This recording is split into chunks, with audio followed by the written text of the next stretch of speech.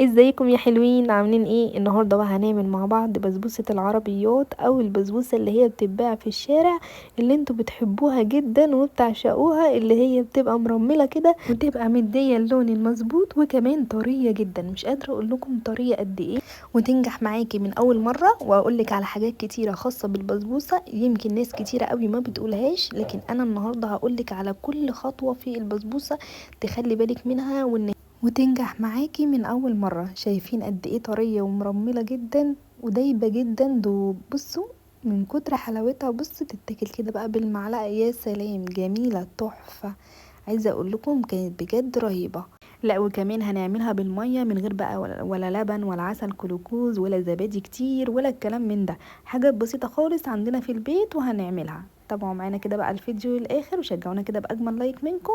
اول حاجه هنحط طاسه كده على النار، وهنضيف فيها كوبايه من السكر على ربع كوبايه من الميه، وهنسيب هنا السكر كده يتكرمل لوحده من غير ما نحط اي معلقه فيه، عشان ما يسكرش كده من على الطروف ويبوظ مننا. تمام كده، هنسيبه كده يتكرمل خالص لوحده، ما نحطش فيه اي معلقه. لو حابه ان انت تهزي كده الطاسه كده شويه مفيش مانع عادي، هزي الطاسه كده عادي وحركيها عشان السكر كده مثلا يدوب مع شويه الميه دول وبس. اول ما يدي لون كده بقى من على الطرف كده من على جنب لون ذهبي كده، تبداي ان انت تشتغلي بقى كده بالمعلقه على طول من بره لجوه كده، ما يعني مش من جوه لبره، لا من بره كده لجوه. تدخلي كده السكر من بره لجوه عشان ما يعملش على الطروف كده يسكر. وفي الوقت ده لازم تهدوا النار عشان الكراميل ما يتلسعش. تاني حاجه هنا في كرمله السكر، ما تسيبوهوش كتير على النار. اول ما يديكي لون ذهبي كده جميل، تروحي نازله بقى بقيه المكونات. ليه؟ عشان ما يمررش معاكي. لو سبتيه كتير وتقعدي تقلبي فيه بقى ولونه يغمق هيمرر معاكي. هنحط بقى هنا كوبايه الا ربع من الميه، يعني هو خد معانا كده بالظبط كوبايه من الميه، ربع كوبايه في الاول، وحطينا كمان كوبايه الا ربع من الميه. تمام كده، ده المقدار الميه كله، يعني خد معايا كوبايه بالظبط. هنا بقى ببدا ان انا اقلب فيه كده عشان هنا بقى الكراميل كده يدوب معانا. تهدي كده النار، وكمان تحطي الميه لازم نحطها تبقى سخنه. تمام كده. وهنا بقى طبعا هو لازم هيبقى فيه كتل كده، لكن انتي ما تخليش الميه تتبخر منك عشان خاطر الميه ما تخلصش. احنا عايزين الميه ديت تفضل المقدار بتاعنا ما يقلش. تمام كده. طبعا هيبقى في حاجات كده مثلا شبكة في المعلقة او حاجة مثلا في الطاسة، سيبيها. هقولك هتعملي ايه دلوقتي، بس اهم حاجة ما تخليش المية تتبخر منك. هنا حط نص كوباية من السمنة على الزبدة، لو حابة ان انت تحطي سمنة بس او تحطي مثلا سمنة على زيت، اللي يريحك، ايه الموجود عندك استعمليه. هنا حطيت معلقة من القشطة على معلقة من الزبادي. القشطة دي قشطة اللبن، كانت عندي يعني متوفرة عندي في الفريزر فحطيتها. هنسيبه هنا بقى كده يهدى كده بقى على جنب خلاص كده. وبعد كده هبدأ ان انا اقول لكم على الخطوة المهمة جدا، اللي هي لازما ان احنا نصفي كده الكراميل، عشان لو في اي حاجة سكر زيادة اي حاجة ده يبوظ معاكي البسبوسة. وهوريكم دلوقتي اهو وانا بصفيها، شايفين في حاجات بواقي كده سكر ما دابش كويس، فهنصفيه كده عشان تطمني جدا ان البسبوسة تنجح معاكي، لان الحاجات دي تبوظ معاكي البسبوسة. تمام كده. عايزه اقول لكم، انت هتقولي طبعا انت استعملتي زبادي. انا فعلا كنت حابه ان انا احط لها زبادي، لكن انا كنت جايبه علبه زبادي فكنت حطاهم في التلاجة مع البسبوسه، فاتصدمت ما لقيتش الزباديه، وبصيت لقيت بنتي قاعده على جنب عماله تاكل في الزباديه. قلت لها يا لهوي انت كلتي علبه الزبادي ان انا هعمل بيها البسبوسه؟ راحت قالت لي اه يا ماما خدي بقى العلبه دي وفاض معاها معلقه. راحت تقول لي مش قادره اكلها. قلت لها يعني انت جيتي على المعلقه ديت؟ حرام عليكي، ده انا كنت هعمل بيها البسبوسه. راحت قالت لي خلاص يا ماما خدي حطي بقى المعلقه دي، وتقول لي فدايه فدايه. بنتي مشكله بجد. فروحت قلت بقى خلاص هستعمل معلقه الزبادي، ورحت حط عليها معلقه قشطه من عندي طبعا اللي هي قشطه اللبن، ورحت حطاهم عليها. قلت حرام يعني ان انا ارميها، ورحت استعملتها مع معلقه من القشطه من اللي هي بتاعه اللبن. وهنا بقى طبعا انا عايزه اقول لكم ان يعني مش شرط ان انت تضيفي زبادي، مش شرط تضيفي قشطه، المتوفر عندك. ممكن تضيفي معلقه من اللبن البودر على السميد البسبوسه برضو هتبقى حلوه. وهنا بقى بالنسبة لسميد البسبوسة، عندنا كوبايتين وربع من السميد البسبوسة، عليها معلقة ممسوحة من البيكنج باودر.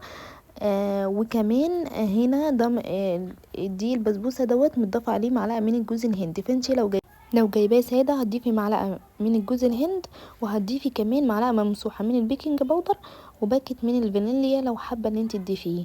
تمام كده. وهنا طبعا هنضيف بقى الكراميل هنا، ويبقى يعني ايه دافي كده زي دمعة العين. ما نحطش الكراميل يبقى سخن قوي، لان ممكن يبوظ لنا هنا البسبوسه. فلازم يبقى دافي كده زي دمعة العين، وتحطي ايدك فيه كده تحسي ان هو ايه ان انت مستحمليه. تمام كده. طبعا انا دهنت الصينيه وركنتها على، وحطيت معلقه من السمنه او الزبده في الصينيه. ما تقولوش بقى ان انا حاطه سمنه كتير ولا زبده كتير، انا بقول لكم اهو. هي الحلويات الشرقيه بتبقى عايزه سمنه كتير او زبده كتير، بتبقى طعمها خطير. هنا بقى هنجيب ربع كوبايه من الميه الدافيه، تكون دافيه برضو زي دمعه العين، وتبداي ان انت هتضيفيها عليها، لانها هنا كانت عايزه مني شويه سوائل كمان. تمام كده. بنقلب بقى كده ايه بصوابع طراطيف ايدينا، عشان خاطر ايه يعني ما ينفعش ان احنا نعجن فيها كتير.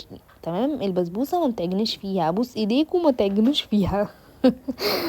وهنا البسبوسه بتبقى قوامها كده يعني ولا سميك قوي ولا خفيفه قوي، يعني تبقى قوامها كده مظبوط، يعني السوائل بتاعتها كده تبقى مظبوطه زي ما هتشوفوا معايا كده بالظبط. سوائلها كده تحسي كده ان انت تحطي ايدك فيها خلاص بقت ناعمه كده.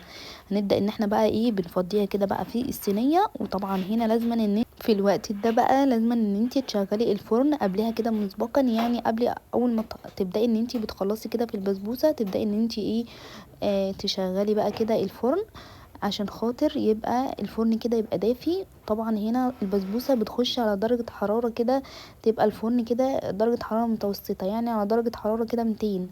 تمام كده. وهنا بقى بوزع كده البسبوسه بالشكل اللي انتوا شايفينه ده، وطبعا على حسب بقى ايه الفرن بتاعكم بيبقى. وهنا بوزعها كويس، وببدأ ان انا بديها كده خبطتين عشان خاطر تبقى لما تخش الفرن كده تبقى مظبوطة كده معانا. وعايزة اقول لكم كمان هنشغل الفرن كده من تحت، ما بنشغلش الشواية دلوقتي الا لما تدينا كده لون من على الطروف، لون يكون عامل زي لون الذهبي كده المحمر. وبعد كده في الحالة ديت لو هي ما خدتش لون من تحت ومن فوق، يعني لو ما خدتش معاكي لون من فوق محمر، تبداي ان انت تفتحي لها كده الشوايه تظبطي لونها شويه. تمام كده. وهنا اول ما بتبدا البسبوسه تخش في التسويه، وهنا بقى السر بقى في نجاح البسبوسه معاكي، وهو الشربات اللي هينجح لك البسبوسه. بتضيفي ايه بقى؟ كوبايه من السكر على كوبايه ونص من الميه، وما بنضيفش هنا ليمونه، عشان خاطر هنا الشربات بتاع البسبوسه بيبقى خفيف. بتضيفي بس فانيليا في الاخر خالص. عايزه اقول لكم كمان ان من نجاح البسبوسه ان انت لازما تسقي البسبوسه تبقى سخنه، يعني الشربات يبقى سخن، وكمان البسبوسه تبقى طالعه سخنه وتسقي بيها الشربات على طول. ده نجاح البسبوسه.